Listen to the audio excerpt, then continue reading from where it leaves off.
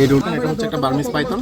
এই সাপটা সম্পূর্ণ নির্বিষ সাপ। বাংলাদেশে এই সাপ সহ বাংলাদেশে প্রাপ্ত প্রায় 85 প্রজাতির সাপই কিন্তু নির্বিষ। ঠিক আছে, তো এই জিনিসটা আমাদের খেয়াল রেখে আমাদের সাপের সাথে ডিল করতে হবে।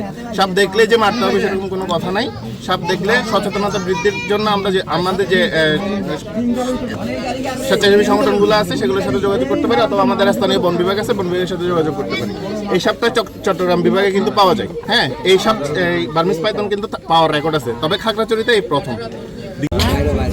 দীঘিনালা উপজেলায় মেরুন রেঞ্জের থেকে আমরা এসেছি হাসিমসান গ্রামের গ্রামবাসীদের তথ্যের ভিত্তিতে তারা একটি পানির যে ড্রেনের জালে মাছ ধরার জন্য যে জাল পেতেছিলেন গ্রামের তাদের অজগর সাপটি ধরা পড়েছে।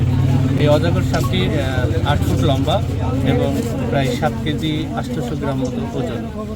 এটা আমরা সাধারণত দেশি প্রজাতি, এটার কোনো বিষ নেই। আমরা সচরাচর বন জঙ্গলে ম্যাক্সিমাম সময় যেখানে একটু গভীর বন আছে সেখানে পাওয়া যায় এদের বসবাস। তাই আমরা বন্যপ্রাণী হত্যা না করে একে আমাদের পরিপূরক বন্ধু ভেবে বিপদে আসলে তাদেরকে আমরা